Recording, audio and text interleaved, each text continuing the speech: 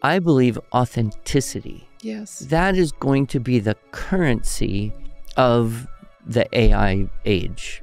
And we're going to be drawn and attracted to people who can be authentic.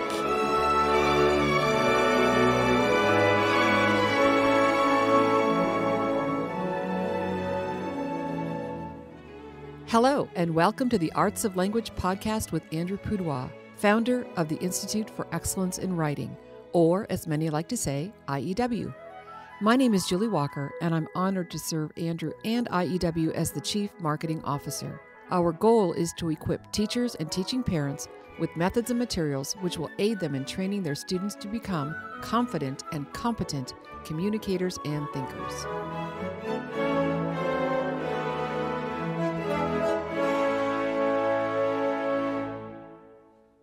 Welcome back, everyone, to part B of our 500th episode podcast. And to start off this portion of our podcast, Andrew and I are going to share about our coffee cups. Go ahead, Andrew. So this was You know gift. what? I'm sorry. I have to go first because yours is more fun. Okay. Yours has a battery charging icon. This is an Ember coffee cup. Oh, I had one of those. Yes, and the reason why I have one, this is how influential Andrew is. He's like, these are the best because they keep your coffee hot. So I now own 3 of these. And mine doesn't work anymore. Well, and what I love is a traveler mug. Right, because that's better. It actually, you can see my battery is dead. But if my battery were not dead, I would be able to tell you what the temperature of my coffee is. And this sits on a charger. So there's a battery built into here. Yeah. And it sits on a charger and it keeps my coffee hot. And it's delicious all day long. Yes. And until you run out of batteries. We do not have a discount code for our listeners to buy an Ember cup. No, we have no sponsorships or discounts. No affiliate link. No, I should become an affiliate because I am a gusher. I love my Ember. I own 3. My husband actually owns 3. And they're not cheap, but they're pretty good. So, all right. Now you share your way. Yours is more fun. I have always kind of disliked these motivational posters that you used to see, 15 years ago. They were all over the place. And so there was a company that made demotivational posters. Mm-hmm. And I think it was called Despair Inc. And so I have a few of those, but I also have a cup. And on one side, you see a bear eating a salmon. And on the other side, it says, ambition. The journey of 1,000 miles sometimes ends very badly. And I really appreciate this cup.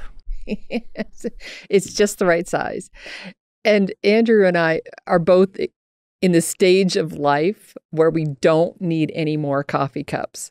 So we do a little Secret Santa around here at Christmas time because we love Christmas. And I always fill out my form, no cups.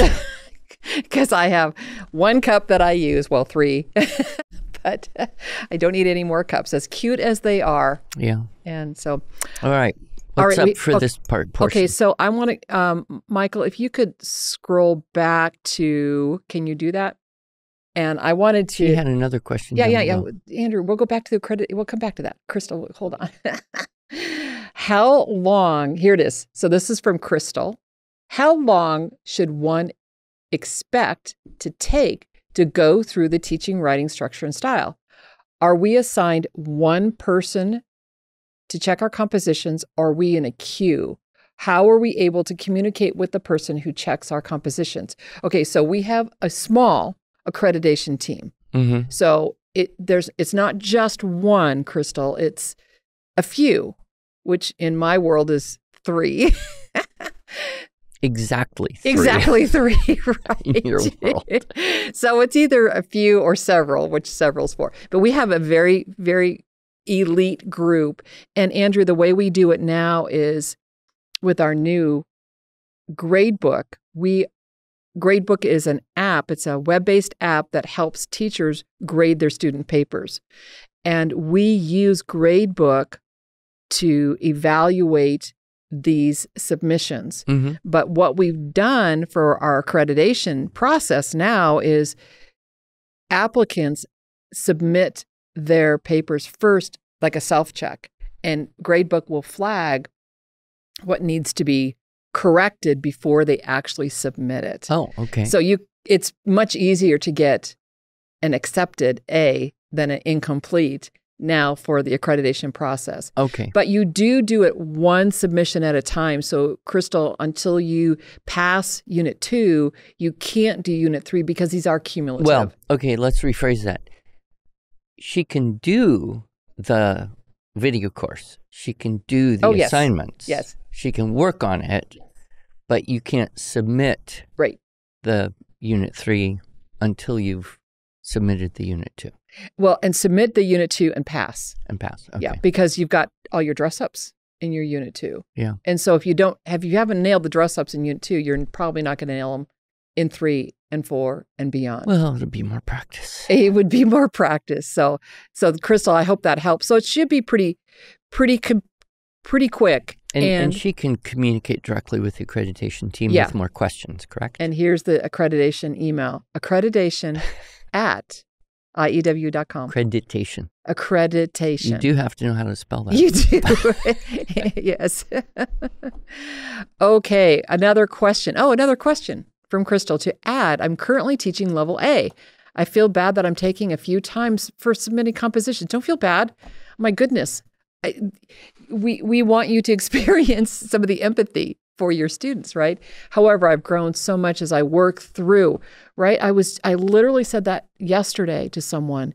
The best way to learn is to teach.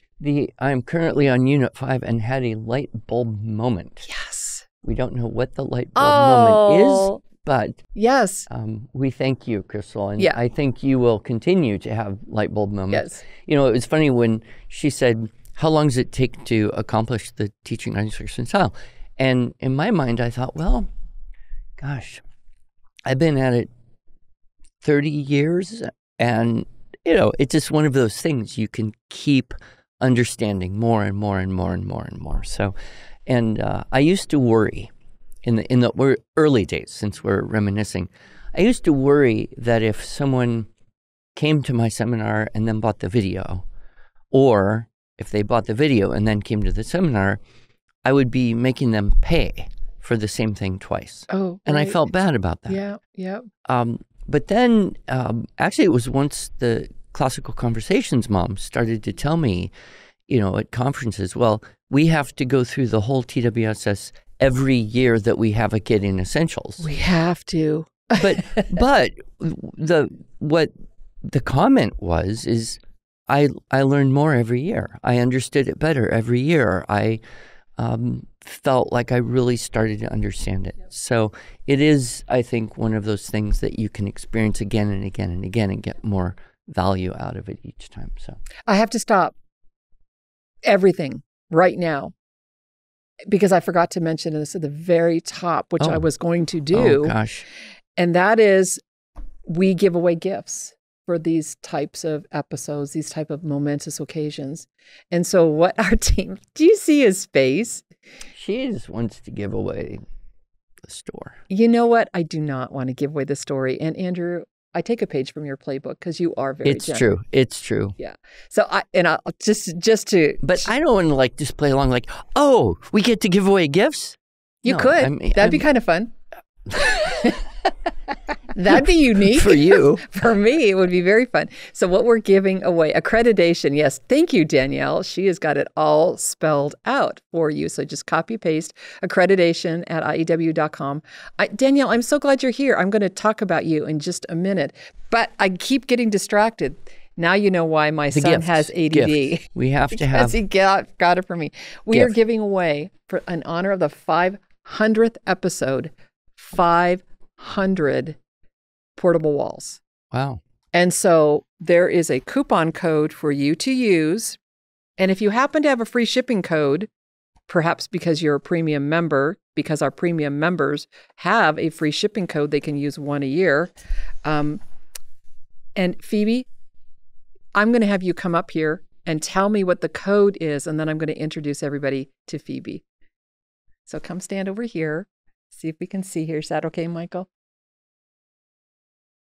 Yeah, that's pretty good. Okay, so Phoebe, what's the code for the free portable wall? Okay, the code is capital E 500 dash in all caps PWSS. Okay, say it again, and then maybe Danielle, you could post that in the chat. Capital E 500, so 500 dash in all caps PWSS. So that's, to translate, episode 500, portable walls or structure and style. Right, exactly. And we're giving away 500 of those. And so if you're the 501st person that tries to use that code, you won't be able to. Oh, gosh. Then they'll have to call the office and then they'll cry and be so sad. It would be so sad. Yeah. But I want to introduce Phoebe. So we have gone through a few what we call podcast princesses. Well, and even a podcast prince there we did in the middle have of it. Yes. A podcast the prince. podcast princess seems to suit. Yes. So Phoebe is a recent college grad who works for us. She's a digital designer, which basically means she helps to oversee all of our social media stuff that we do here at IEW. I want to read a few stats. Oh, look, I still have that code. My papers, a little disorganized. But Phoebe does the posts for Instagram, which we have 16,000 followers on Instagram. Okay. Facebook, 74,000 followers. LinkedIn, not as many, but, our teachers and professionals like to see what we're doing on LinkedIn. Mm-hmm. Just over 3,000 followers. Pinterest. We have a Pinterest board that we're starting to rejuvenate. So we're sitting literally right at 4,000, but we expect that to grow next year. I have not met a single person who uses Pinterest for anything within the last year. Okay, I'm just going to introduce you to Phoebe. Oh, are you you would be, wouldn't you? Yes. Okay. I just don't have the interest, I guess. And X, remember X? It used to be Twitter. So it's pretty easy, pretty seamless for us to post on X. Mm-hmm. So just almost 4,662. And then we have 13,000 followers on YouTube.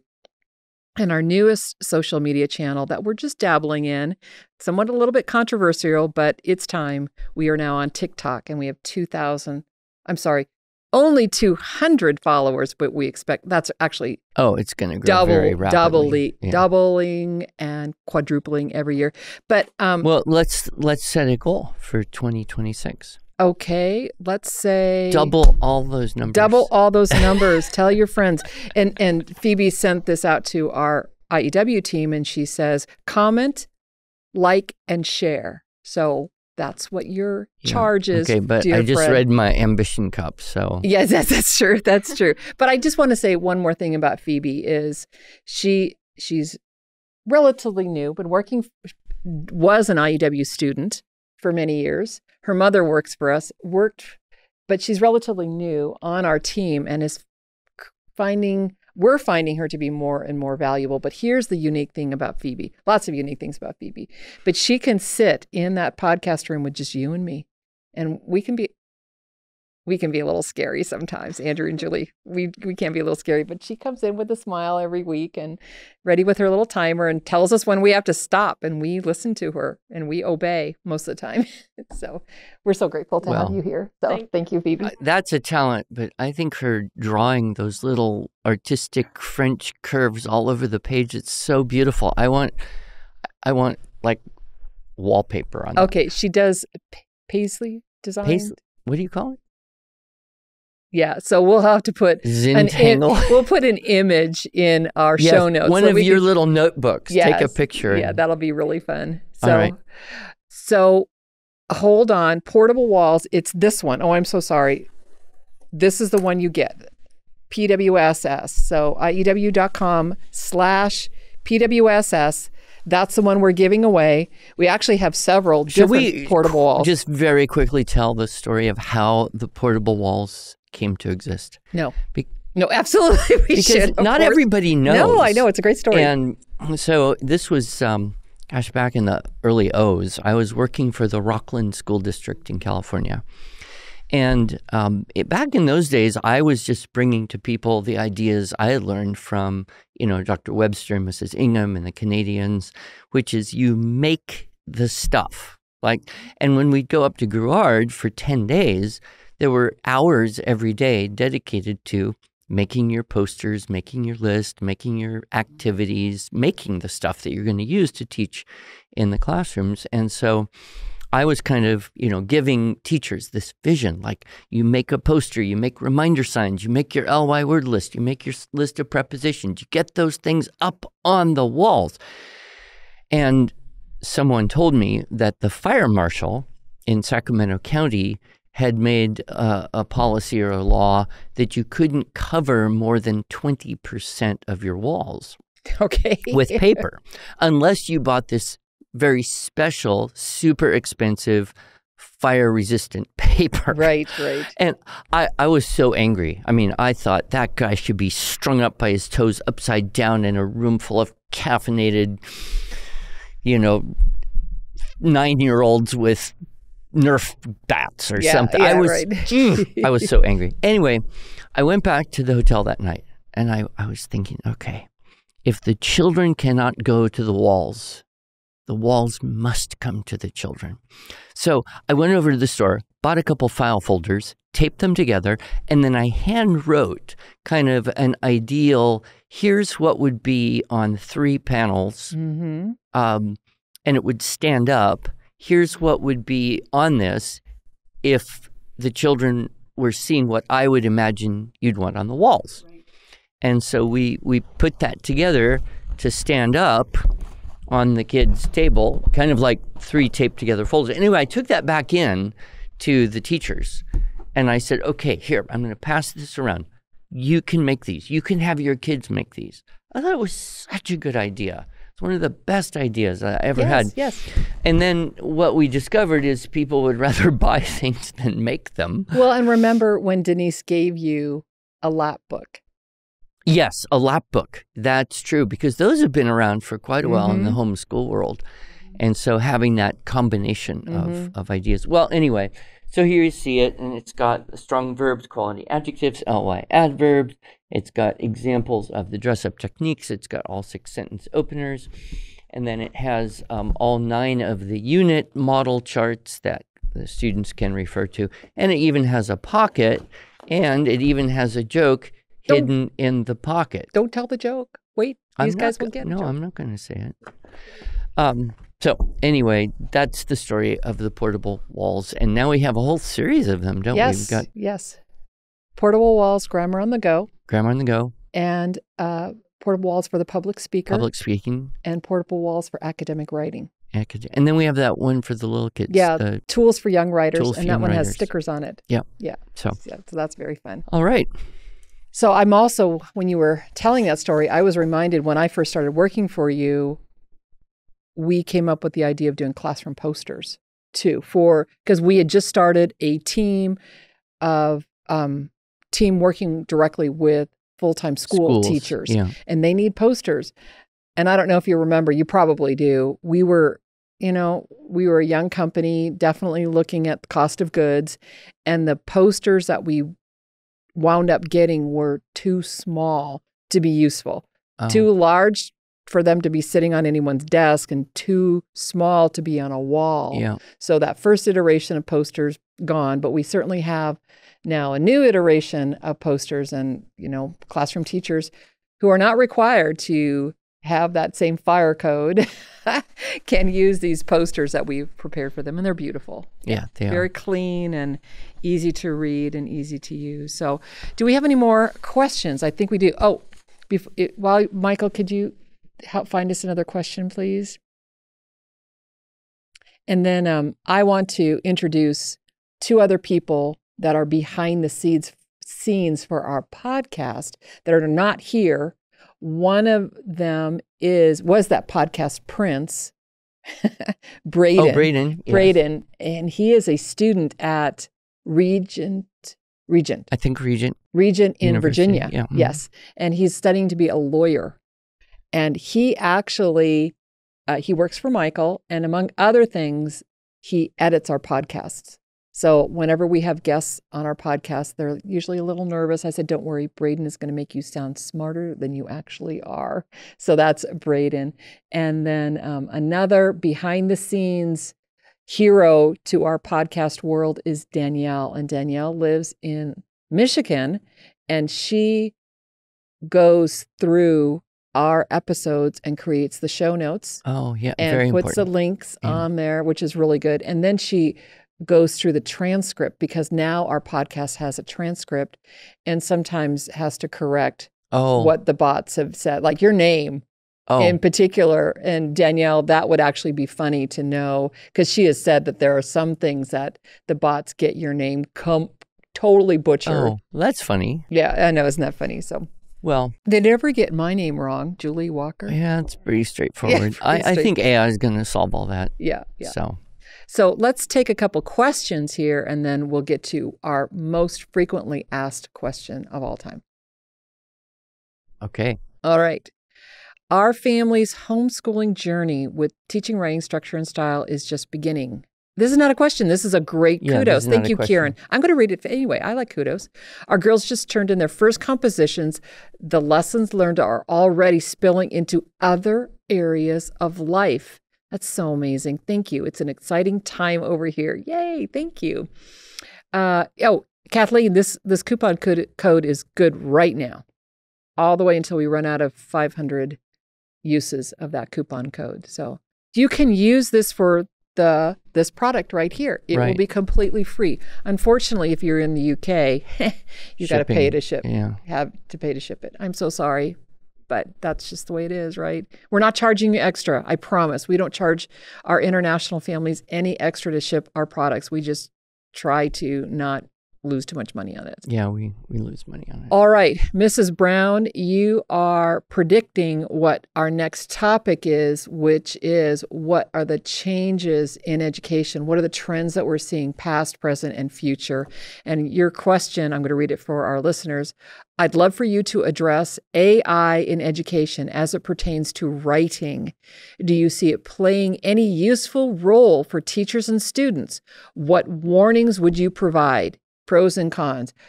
We should do a whole episode on this. I think we're going to have a whole series of episodes. Yeah, we've done at least 2, and I know that we've got another one in the hopper. A couple guests lined up. Because it is the big topic. It is a hot topic. I think perhaps one of the best ways to address this quickly, that people can kind of get where you're going at, is to make the analogy with calculators. Okay.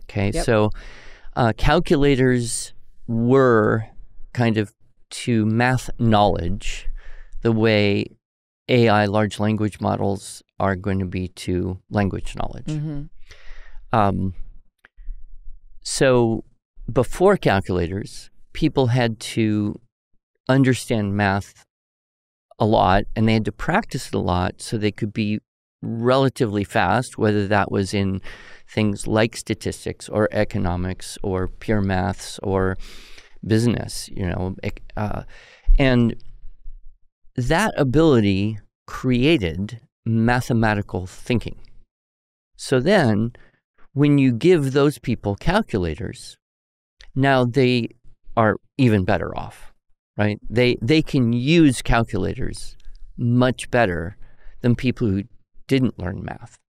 Oh, okay. Right. So the question you would ask, and part of the reason for answering this is because all of our people out there are also in a position of maybe having to defend what they want to do in terms of teaching language to their kids. So just ask the question, who's going to use a calculator better?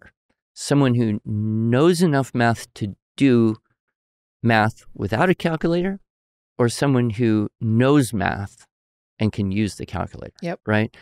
And to most people, that's like, well, of course, it's better to know what's behind the thing you're doing.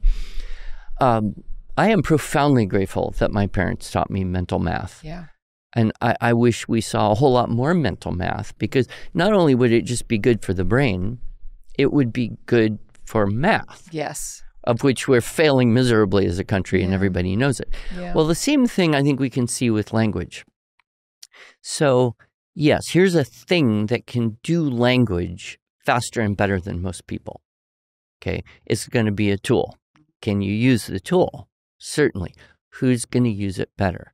The people who have an intimate experience of having wrestled with grammar and syntax and vocabulary and nuance and device and, you know, that got that inside them from doing it, or people who said, well, I don't need to know how to do that because I have a machine to do it. Who's going to use that tool better? And another thing I think is kind of a really good reason to keep the kids away from the AI and the writing part, and use it for research, whatever. I have opinions that are irrelevant to this exact subject, but keep it away from their writing and make them write on paper and make them type without the assistance of technology, and wrestle with that for as long as you can. Right. And then they're going to be strong. They're going to be capable users of language.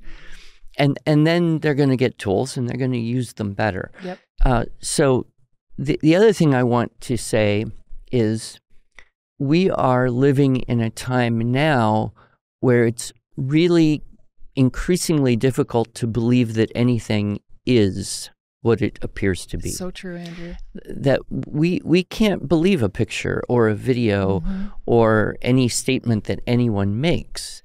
And that's very unnerving to all of us. Yep. It's a hard time to be alive in that you just can't trust anything around you. So we have to be careful not to fall into cynicism. So what's the antidote? I believe authenticity. Yes. That is going to be the currency of the AI age, if you want to call it that. And we're going to be drawn and attracted to people who can be authentic in everything they do. And we're going to want that. And so I think for our kids to learn to be authentic in everything they do without the use of artificial added intelligence input, there's going to be a strong benefit there. And it, you know, you don't really have to worry about whether they're going to learn to use it or not. They will, or they won't. Yep. But that's not something you should be thinking about when they're 10, 11, 12, 13, 14, 15 years old. Yep. It's a developmental period. Yeah. It definitely reminds me of the process versus product conversation that we've had any number of times. Yeah. Our goal is to create students who can write and think. And if you give them those tools too young, they're not going to be able to have that. So are we crippling them by not giving them the tools when they're young? No. I just think about Chris, your son, and my son, who they were late readers. Did that in any way hinder them in their adult lives?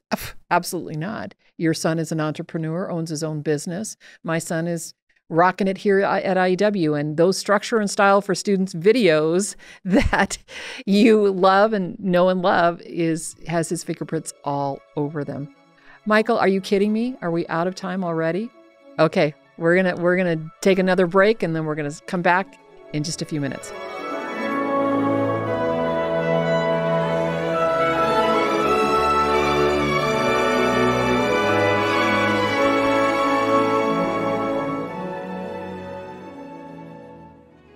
Thanks so much for joining us.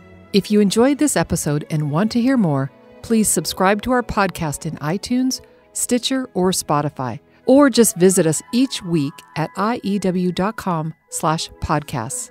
Here you can also find show notes and relevant links from today's broadcast.